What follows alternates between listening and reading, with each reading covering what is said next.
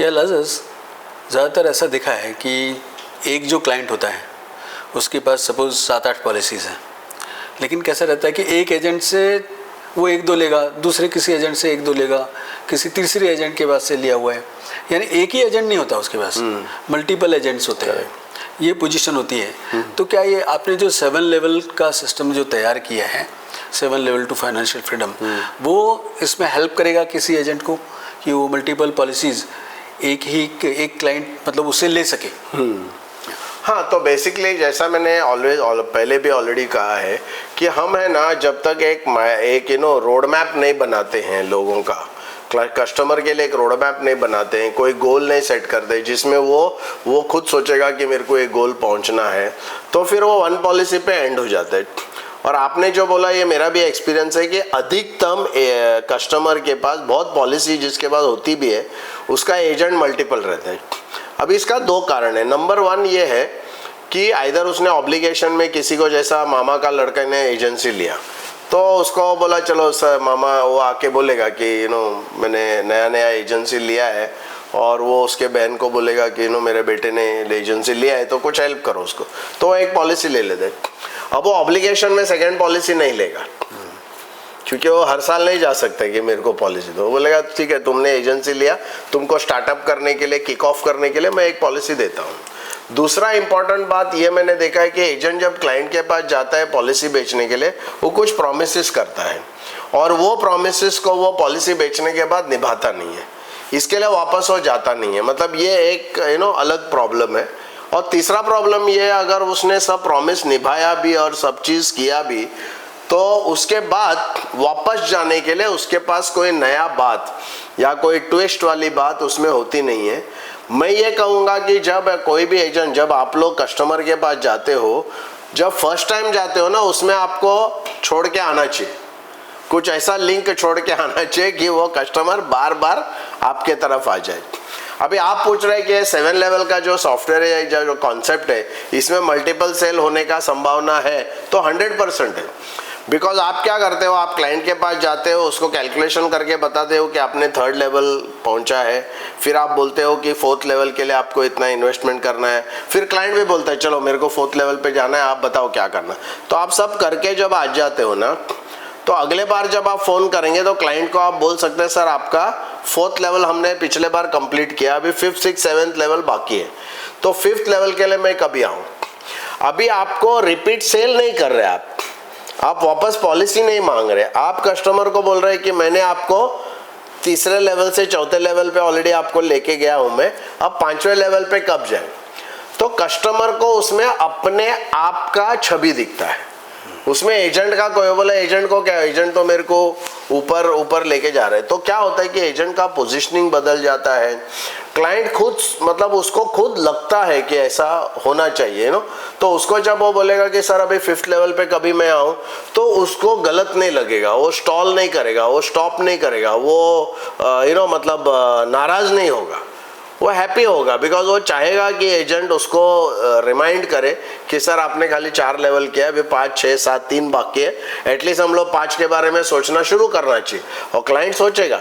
और सेकेंडली राजेश, एक बहुत इंटरेस्टिंग चीज़ ये है ना कि कोई भी क्लाइंट जो आप सजेस्ट करते हो ना उसको, वो एक साथ नहीं इम्प्लीमेंट कर सकेगा क्योंकि उसका अमाउंट बड़ा आता है तो इवन अगर मैं 3rd लेवल से 4th लेवल पे क्लाइंट को लेके जा रहा हूँ, वो भी मेरे को 2-3 इंस्टॉलमेंट में करना पड़ेगा, एक साथ नहीं होगा। तो इसके लिए मैंने सॉफ्टवेयर में एक ये डाला है जहाँ पर आप क्लाइंट को बजट पूछते हो। तो आप क्या करते हो, आप क्लाइंट को बोलते हो कि आपने 3rd लेवल कंप्लीट किया है, अभी आपको 4th लेवल पे जाना है, 4th लेवल जाने के लिए आपको 5 लाख रुपए एडिशनल ईयरली इन्वेस्टमेंट करना पड़ेगा। तो आप 5 लाख बोलते हैं तो क्लाइंट के पास तो 5 लाख नहीं रहेगा, उसने तो कभी ऐसा सब सोचा नहीं है।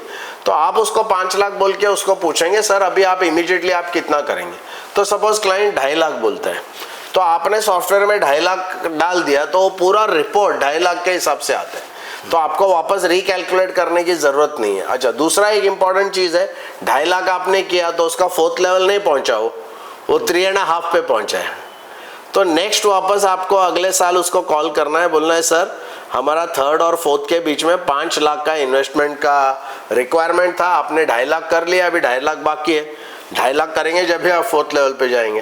तो वहाँ वापस हो जाएगा। एक ही लेवल के लिए शायद 2 बार उसको जाना पड़े या शायद 3 बार जाना पड़े, बट क्या होता है कि वो 4th लेवल कंप्लीट करेगा तो 5th लेवल में उसका गैप फिर वापस कम हो जाएगा और वैसा बढ़ते बढ़ते वो आगे जा सकता है।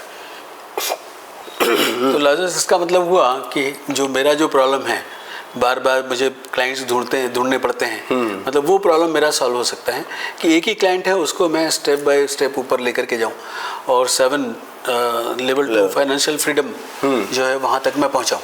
राइट। बट राजेश, इसमें बहुत एक इंटरेस्टिंग बात है जो शायद आपने सोचा नहीं रहेगा। क्या होता है कि आप सोचते हैं नया क्लाइंट आपको ढूंढना नहीं पड़ेगा, वो तो अलग बात है, बट मैं अगर आपको बोलूं कि आपका प्रोडक्टिविटी और परफॉर्मेंस इतना जबरदस्त होगा तो आप बिलीव नहीं करेंगे।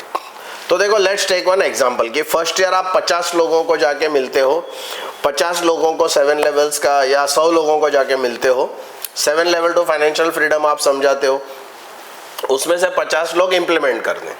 अब 50 लोग इंप्लीमेंट किया तो हर एक का कुछ ना कुछ लेवल मतलब हुआ है, बट आगे तो है ना, तो वो 50 आपके पॉलिसी हो गए। नेक्स्ट ईयर में आप क्या करेंगे, वापस 100 नया लोगों को आप मिलेंगे, वो 100 लोगों को उसमें से 50 लोग पॉलिसी खरीदेंगे। बट सेकेंड ईयर में मैजिक ये होगा कि जो फर्स्ट ईयर में जो 50 लोगों ने पॉलिसी लिया था वो लोग रेडी बैठे हैं, उनको आपको कुछ कार्यक्रम नहीं करना है, ये पूरा जो प्रोसेस है उनके साथ करना नहीं, आपको खाली उनको बोलना है सर पिछले साल हमने 4th लेवल के लिए 5 लाख रुपया रिक्वायरमेंट थी, अभी 2.5 लाख रुपया खाली बाकी है, तो कभी आऊं। तो नेक्स्ट ईयर कुछ भी प्रोसेस करने बगैर हर एक से आप 2.5 लाख 3 लाख 2 लाख 2.5 लाख 3 लाख वो 50 लोगों से रीसेल कर सकते हो। तो मतलब नेक्स्ट ईयर क्या हुआ, आपने काम 50 के लिए किया बट पॉलिसी कितना हुआ, 100। अभी थर्ड ईयर में क्या होगा, फर्स्ट ईयर वाला 50 भी कुछ लोग आएंगे, 40 लोग, सेकेंड ईयर वाला 50 भी आ जाएंगे और थर्ड आप खुद 50 करेंगे। तो पहला ईयर आपका प्रोडक्टिविटी 50 हुआ, सेकेंड में 90 हुआ, थर्ड में आपका 120 हो गया। काम आपने किसके लिए किया, 50-50 के लिए किया। तो राजेश वो चीज आप देखो कि मतलब ये मुझे बहुत ऐसा कंसर्न होता है कि लोगों को ये बात समझ में आनी चाहिए।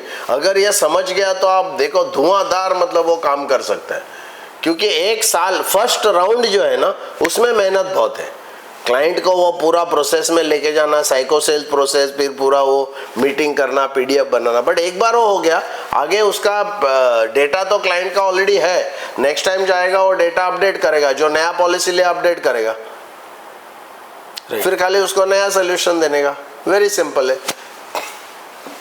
तो इसका मतलब ये हुआ कि भाई आगे जाकर के जो हमारे एफर्ट्स हैं वो कम हो जाएंगे और हमारा जो सेल है वो बढ़ जाएगा। Of course, very much. Thank you.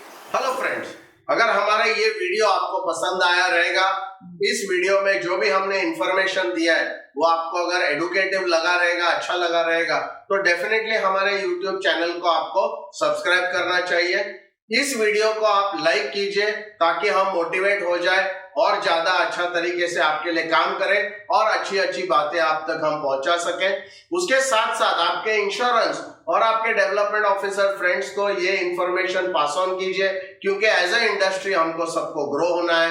और साथ ही साथ last but not the least, हमारे बेल आइकन को आप क्लिक कीजिए ताकि हमारा जो भी नया वीडियो आ जाएगा उसकी नोटिफिकेशन आपको आ जाएगी और हमारा कोई भी वीडियो आप मिस नहीं करेंगे। Thank you very much.